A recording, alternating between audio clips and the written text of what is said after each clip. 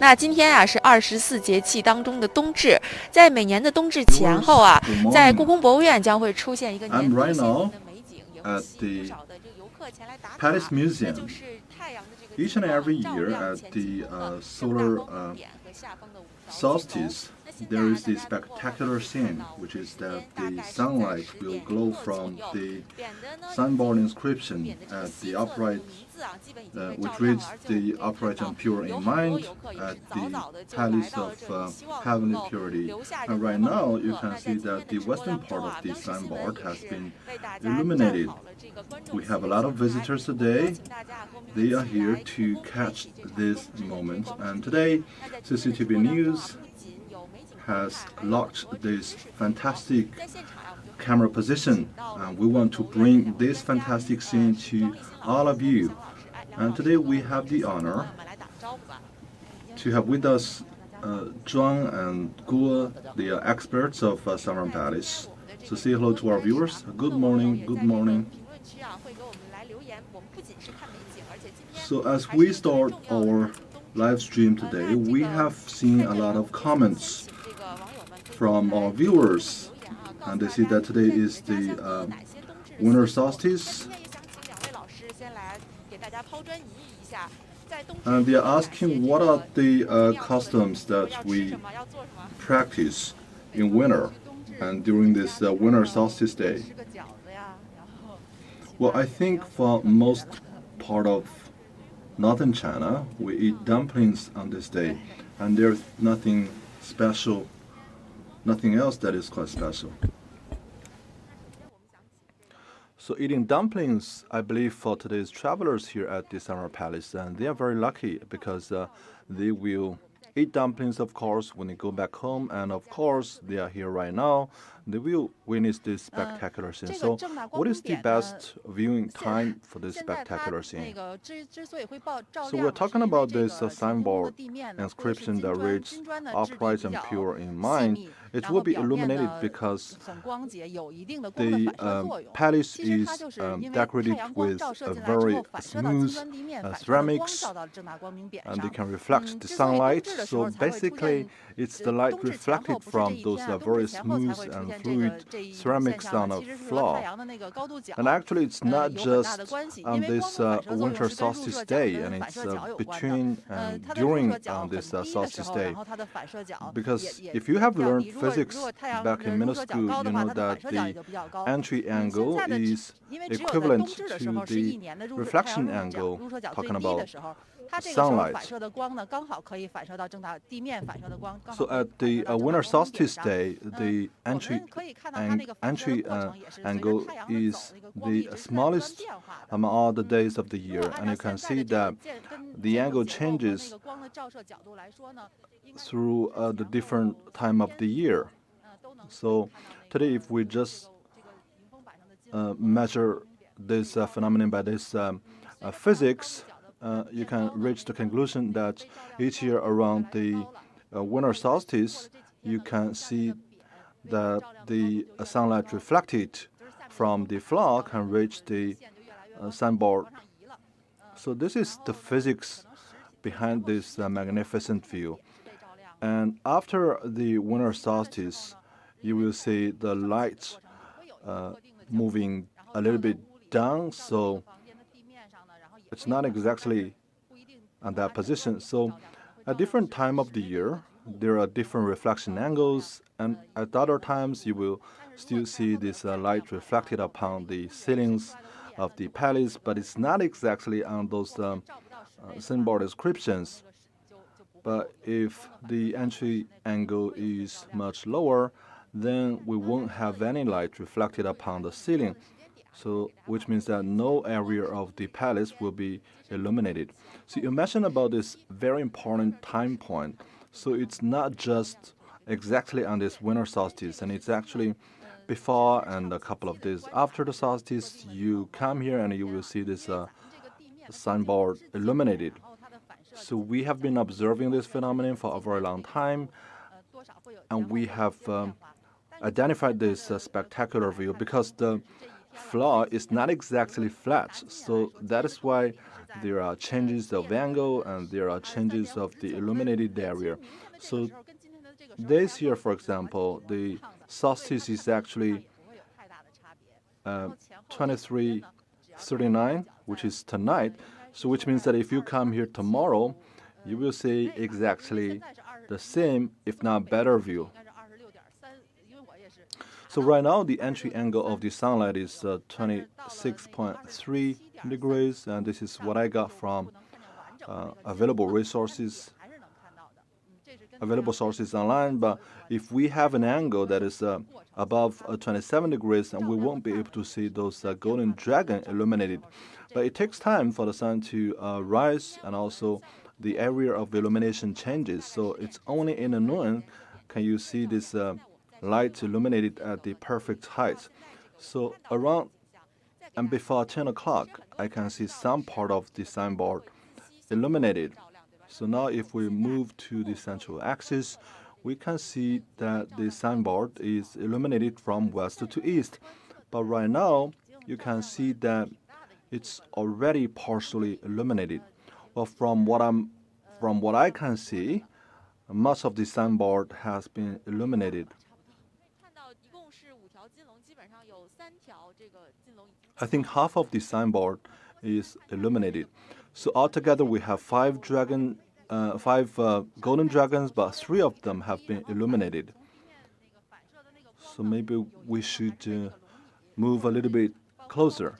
But this is because that some of the sunlight reflected by the floor is obstructed by the dragon chair. So if we have the perfect angle, we will see the right area illuminated.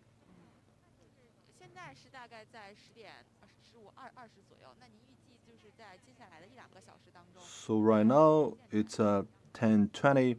When do you expect this phenomenon to be in its full display? Well, I think it will turn brighter and brighter. And right now, I believe that the light is reflected from the left part of the door, and it will be illuminated to a larger area. And it's not a mirror surface, and bearing in mind that we are having some roughness of the floor, so it's not the perfect reflection of the sunlight. So as you mentioned, this is partially a geological phenomenon. It's also a physical phenomenon. As you mentioned it very well, it's very much related to the fabric of the ceramics. But is there anything related to the architectural style of this palace? What are the other influencing elements? Well, from the architectural perspective, so this is just a reflection from the floor surface. And bear in mind, this is a fairly large palace, and you can see the illuminated area, and you can also see the shade area. So if we are talking about a gigantic palace, we can expect a whole large area that can be illuminated. But we also have the golden chair that is placed right in the center of the palace, so some part will be illuminated and some part will remain in the shade. So definitely there is some relation with the architecture. Was that designed so? Well, the Chinese architecture did not come into existence in Qing dynasty, back in Ming dynasty, in Yuan dynasty, and back in Song dynasty. There were a lot of research on architectural styles in terms of sizes and also the physics of building and construction, and there are a lot of engineering specifications So there were a lot of standards developed by the Chinese for architectures. And the same goes to the overall size and urban design of the capital city. The architectural engineering standards kept evolving throughout different dynasties. But the Summer Palace was built in Ming Dynasty. And in Qing Dynasty, there were some renovations and different standards came into being, but not exactly every building followed exactly the same standard. And there are different specs in different aspects of the architecture, and there are some designs incorporated, but have they, did they consider this while designing the Summer Palace? And this I'm not sure. So today I can see a lot of travelers in front of the Palace of the Heavenly Purity. Everybody's very enthusiastic and they want to remember this moment. When I was live streaming, when we are live streaming here, we have attracted a lot of visitors around us, and they want to hear your explanation, and they want to know what are the other phenomena in the Palace Museum that is related to reflection of sunlight. Well, talking about reflection of sunlight, it's not necessarily on a winter solstice.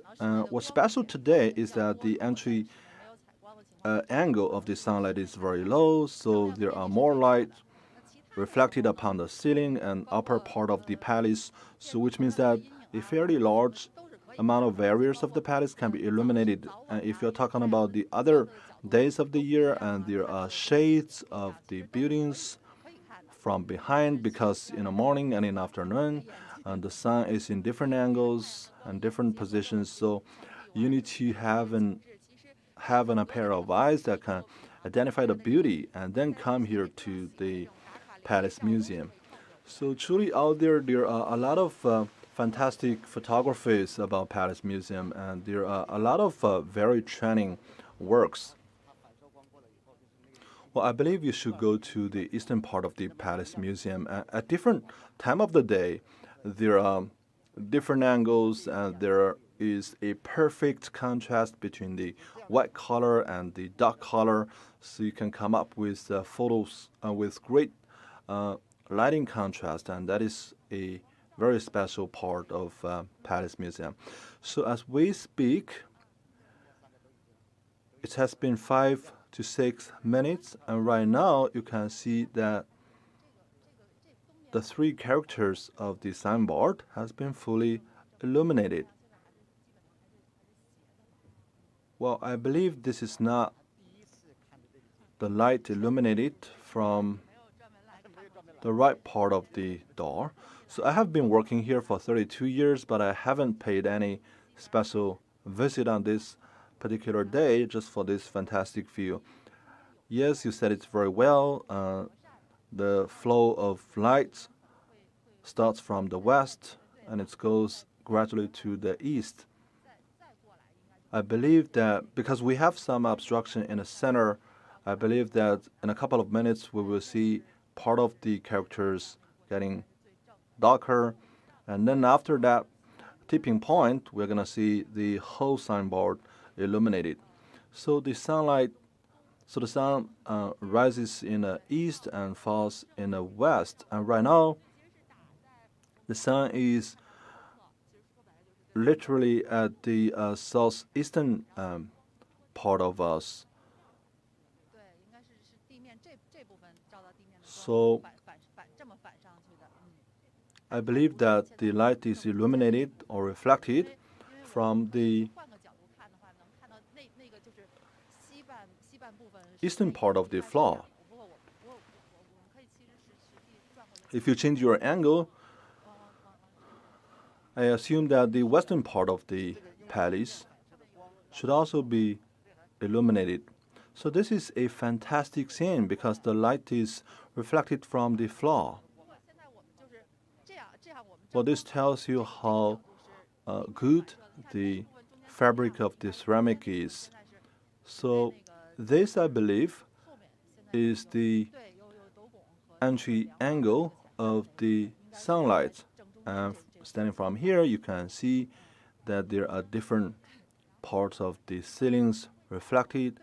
If you zoom in, you will see the brightest area.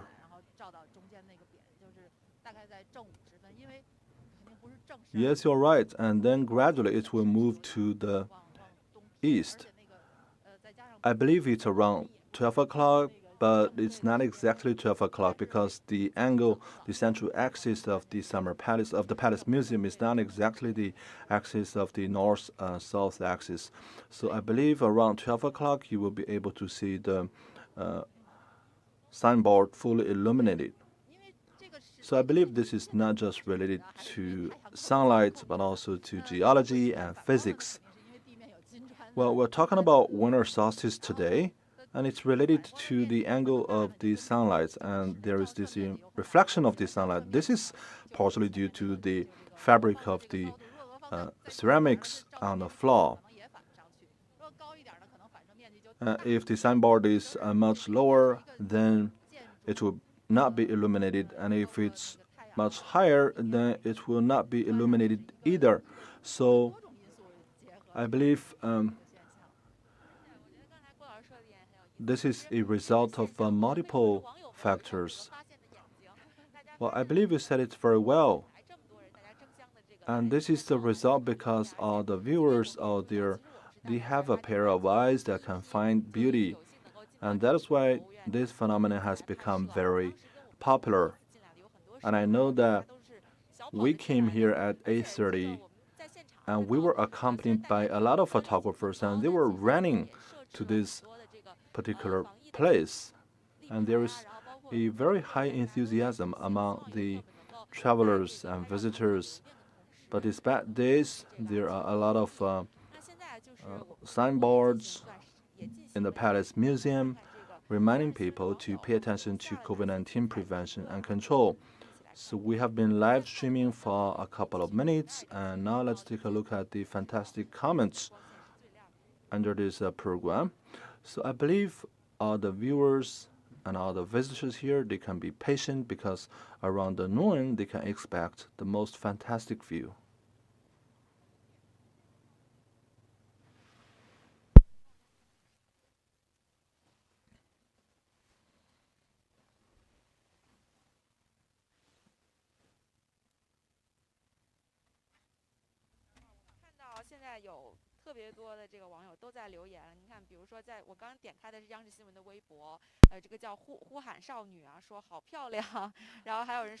So I just opened the Weibo account of CCTV News, and some are saying that fantastic.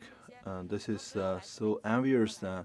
We envy that you are able to follow the light in Palace Museum, and there are viewers from southern part of the country, and they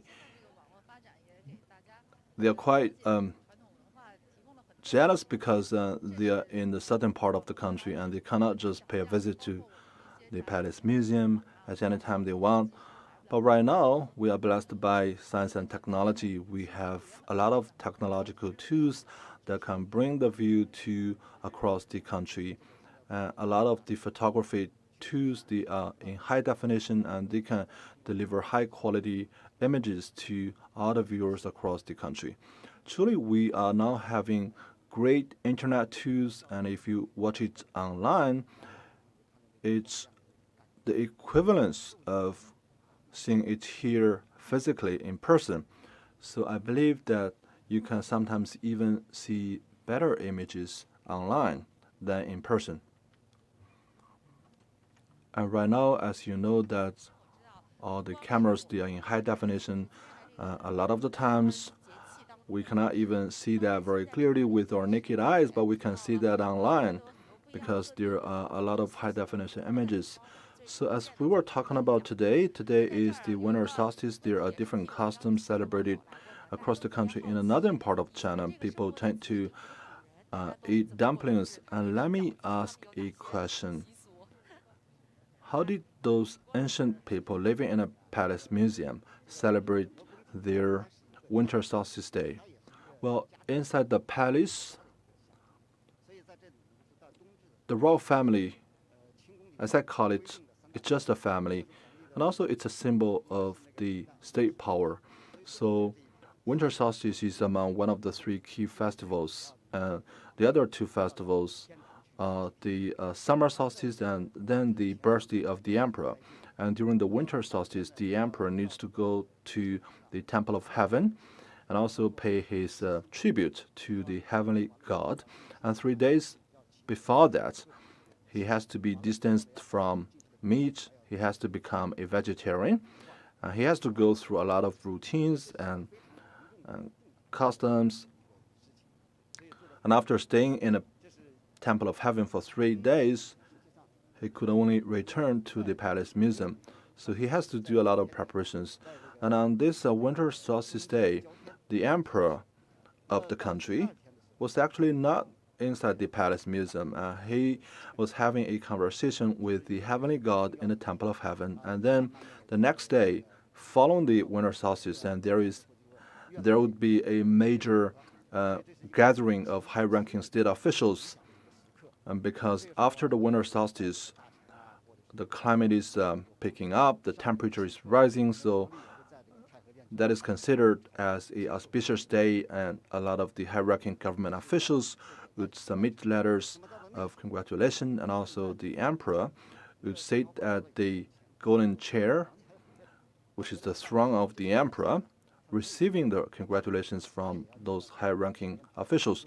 So bear in mind, this is the inner part of the Palace Museum, and this is like the home or the real home of the emperor. And the emperor will also receive celebrations or congratulations from his wives and concubines and also other members of the royal family. And also inside the Palace Museum, you can imagine how cold it could be in winter. So for half of the year, it's quite cold in the Palace Museum. So that is why people go to bed early. And there are a lot of activities going on throughout the year, actually. And inside the Palace Museum, you can imagine a full variety of activities. And for example, people turn to calligraphy and painting. And traditionally, the number 9 is considered a auspicious number. So when we have 9 multiplied by 9, we got 81. So this 81 represents the days of winter.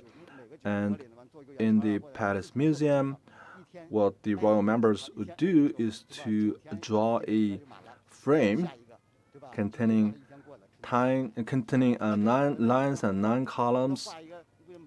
So that gives you 81 boxes, and they will tick the box with each passing day. And if you take all the 81 boxes, you would pass all the winter. So what they tend to do is draw a small flower each day inside each box. And if they draw 81 boxes, 81 flowers, and then after that, they can enter spring. And then during Daoguang Empire's time, people also tend to write calligraphy inside those boxes.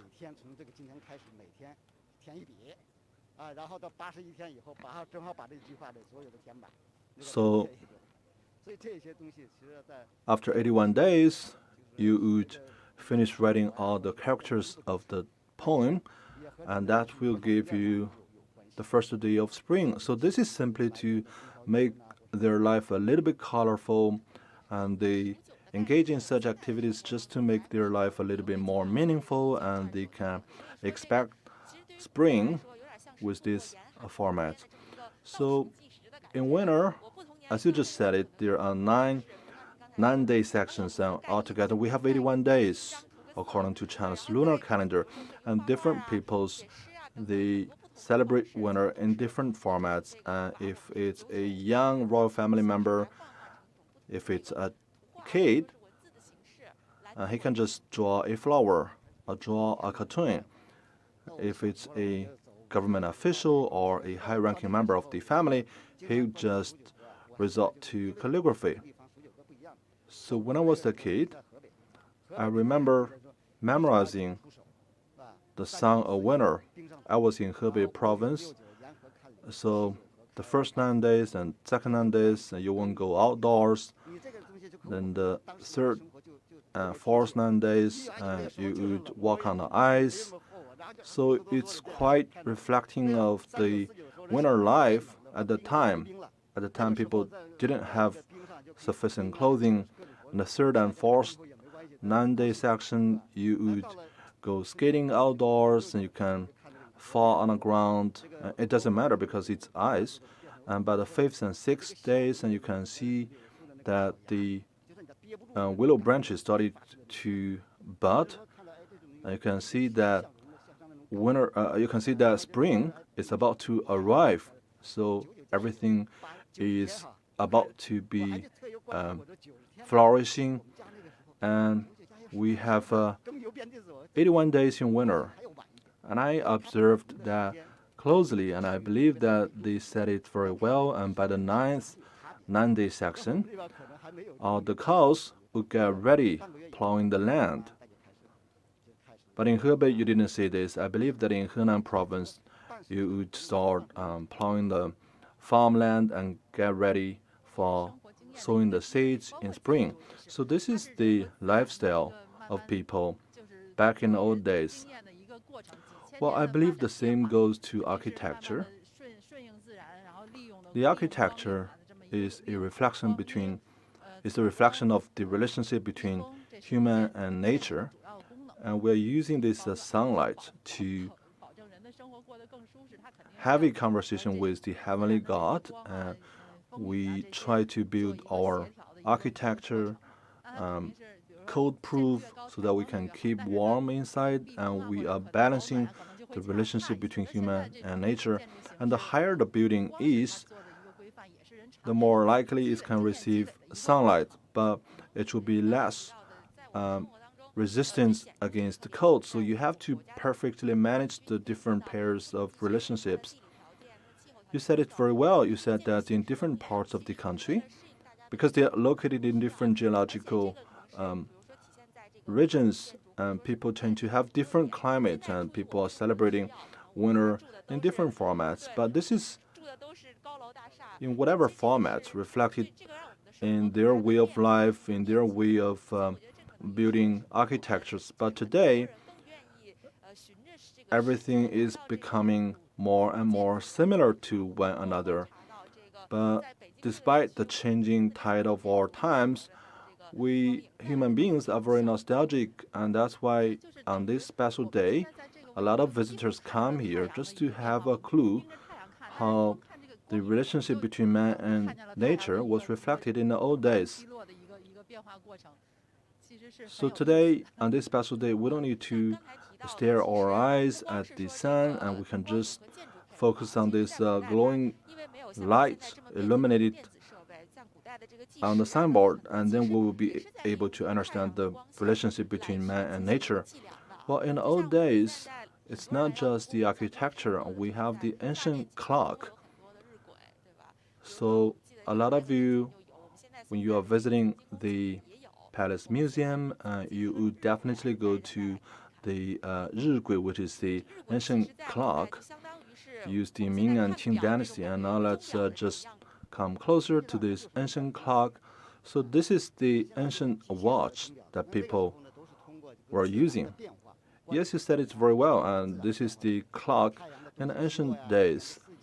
The people living in ancient times, they used this simple tool to understand the position of the sun and the moon, and to understand time, and they found a pattern in nature, and they transformed that pattern into a observable tool that can tell people time.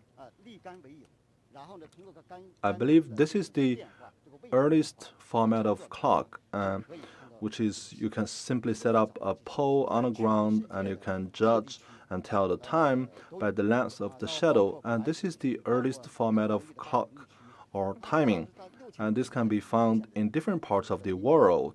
We are talking about the Egyptian civilization and also the Babylon civilization. So that can date back to 6,000 years ago. So even today, we can see that very clearly, and we all have a shadow, and because the sun is in different positions, and the entry angle is different, and we can tell the time by the length of our shadow, and this is very direct and straightforward. So 日晷, the Chinese clock, was a result of such evolution. So talking about 日晷, there are different formats actually. There are different configurations, but most of the 日晷clock in Palace Museum, we are benchmarking with the equator of the Earth. So, which means that you have to benchmark that with the latitude of the city. And Beijing is located at 38 degrees of latitude in the north. So you have to have a fixed benchmark, which is the North Pole and the South Pole. And the needle of the clock is well positioned with the direction of the Earth. So that is why you can have the shadow running in different directions. If the clock is 100% accurate, it will be highly reliable and accurate. So this is the 日晷 clock if you look at its front side.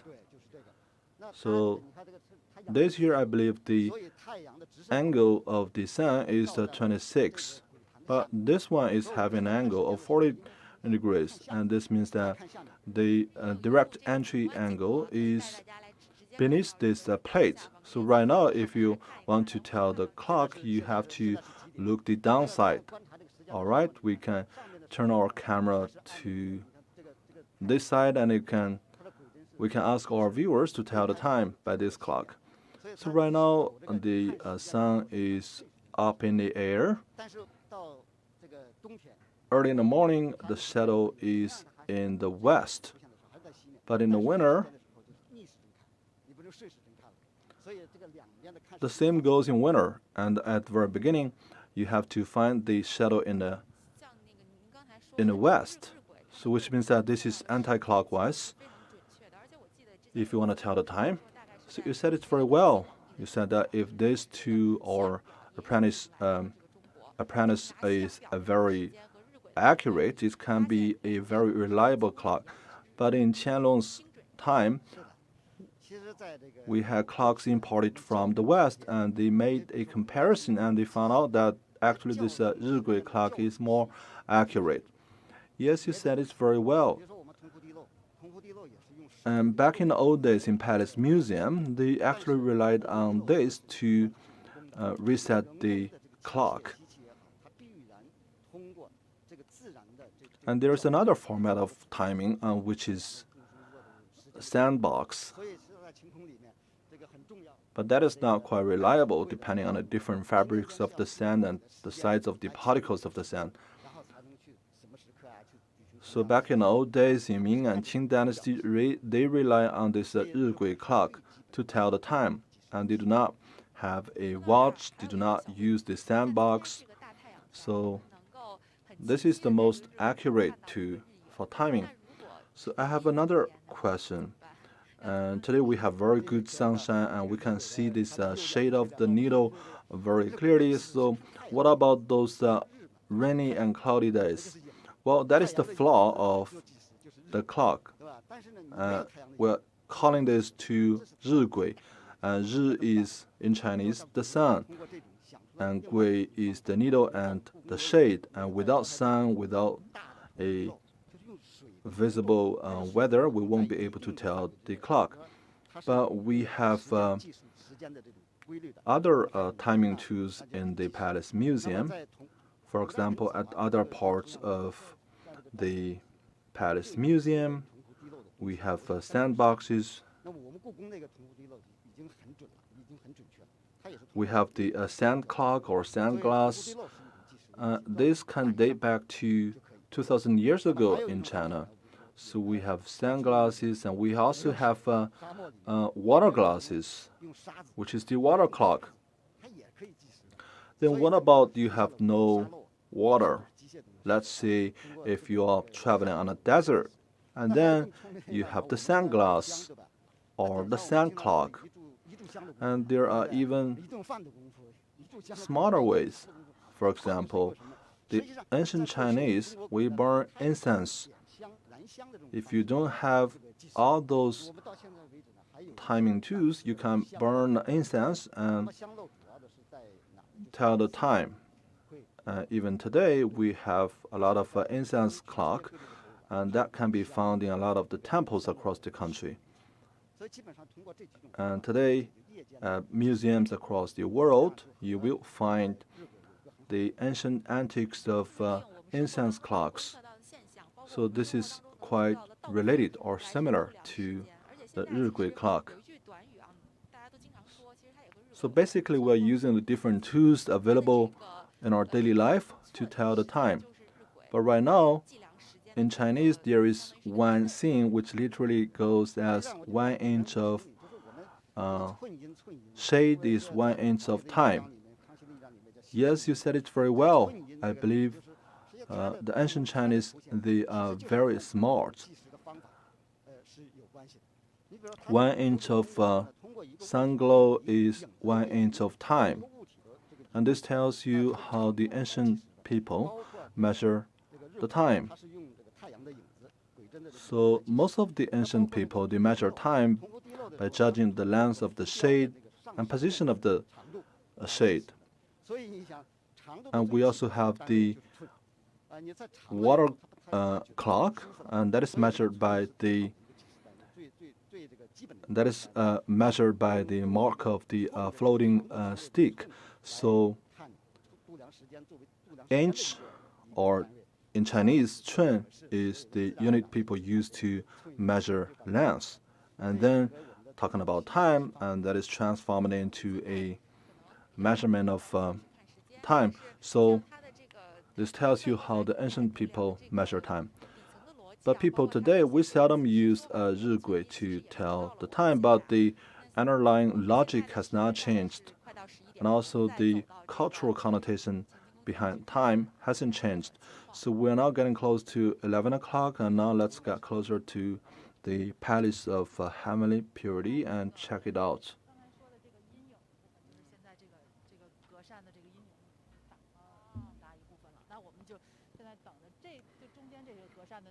So now you can see that much of the sunshine is obstructed by the door. And later, after that, you will see the whole signboard be illuminated.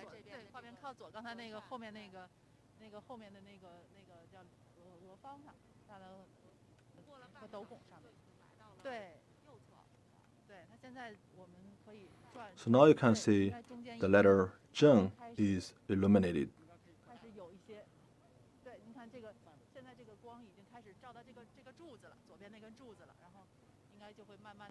So now you can see the pole on the left is illuminated, and the glow is moving to the east. So I believe that at noon time, when the sunlight is right at the center, I believe the 5 golden dragons inscribed on this signboard would be fully illuminated. Yes, I believe so, but today we have only 2 doors open, and I believe you won't be able to see this thing because the doors are not fully open, and we only open 2 of the doors, and I believe that only the central part of the light is reflected, and I believe that you can see 3 golden dragons illuminated.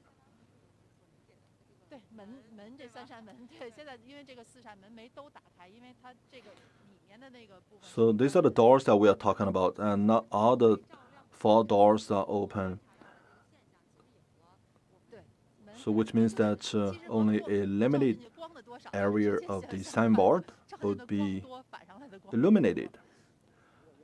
So the amount of sunshine reflected is determined by the number of doors open. Well, prior to that, I believe it was the sunlight directly on those signboard. And today, through this program, I got to know that it's actually the sunlight reflected from the floor.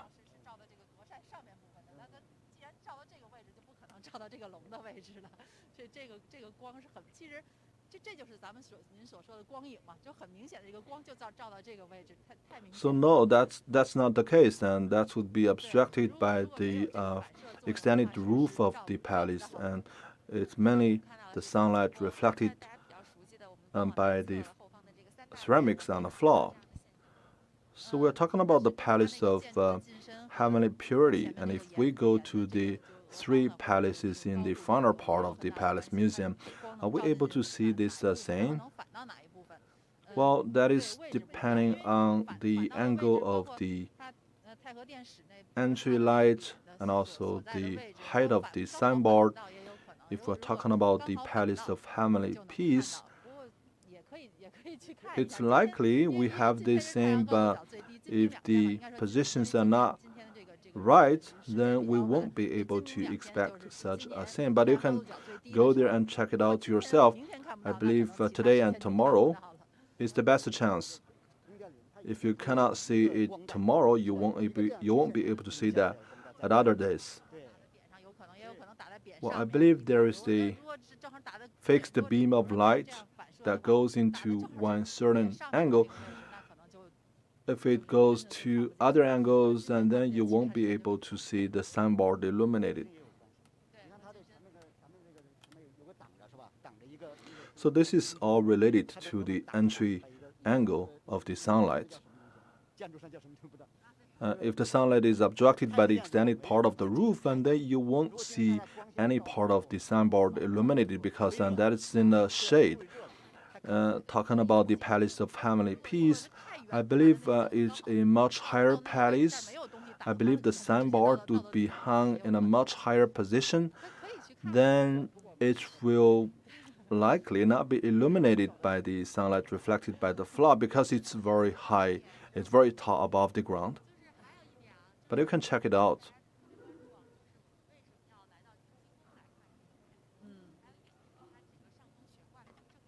So why we come to the Palace of Heavenly Purity? Well, this is because the inscriptions on this signboard, upright and pure in mind, and this signboard inscription is very important to the politics of Qing dynasty, and you know that the heir of the power is put secretly behind this signboard. Yes, you said it very well, and this signboard is very famous. It's even famous before this magnificent view of the glowing sunlight, because we know that at the Emperor Kangxi's time, he had a dozen of sons, each and every one of them are very capable. They each believed that they could qualify the position of the emperor. So Emperor Kangxi established a couple of princesses and then demolished or revoked their princesship. So there is a strong and fierce competition between different sons. They're struggling for this heir position. So this is truly a tragic scene. And towards the last few years of Kangxi, he was basically very much saddened by this phenomenon. And then his heir, the subsequent emperor, his successor, Qianqing Emperor, came up with this system of establishing the heir in a secret manner. So basically, when he's emperor, he'd write the name of the heir secretly and put it in an envelope that is hidden behind this signboard inscription. In the meantime, he will write another will, which he carried along him every day. So after he passed away, those high-ranking government officials would take out the will letter that he carried and then check it against this envelope behind this signboard inscription. If there is a perfect match, then the name indicated on the letter would be appointed as the successor, as the next emperor. So the genius part of this approach is that when the emperor is alive, no one knew who the next emperor is. So everybody would behave very well, and they would try to be appointed and nominated as the successor. So all the sons of the emperor, they would behave very well when the current emperor is still alive. Then after the passed away of Yongzheng, Emperor Qianlong became the successor. This is a very smooth transition of power, and Emperor Qianlong is the first emperor nominated this way, and then Emperor Daoguang and Jiaqing and Daoguang. So there was a very smooth transition of power after Yongzheng, but Daoguang had only one son, that is Xianfeng, and Xianfeng had only one son, that is Tongzhi. So because future emperors had fewer and fewer sons, and to the point that they only have one son, so that has pronounced the death of this approach of nominating future emperors. And this in itself is a significant innovation of the way of nominating the next emperor. So this is a very important political system back in the old days. So this signboard inscription that we're talking about here, which is right in front of us, and this is a great witness of this fantastic political system and innovation. And today, having this conversation in front of this signboard, it's actually very reminiscent of the old days. And bearing in mind that the name of the name indicated by the letter behind this signboard is a very powerful name. He will become the next emperor of the country, so that's very important. So we have been live streaming for more than 40 minutes. We talked a lot about the history behind architecture, and we talked a lot of the cultural connotations. And as we move towards the noon, and we are seeing more and more visitors. A lot of the visitors, they want to catch this moment and capture this fantastic scene. If you are not here, don't be sad, because we will be delivering those fantastic images to all of you. And so today, this is the end of those on-site interview. I hope that you can stay tuned and follow us throughout this program.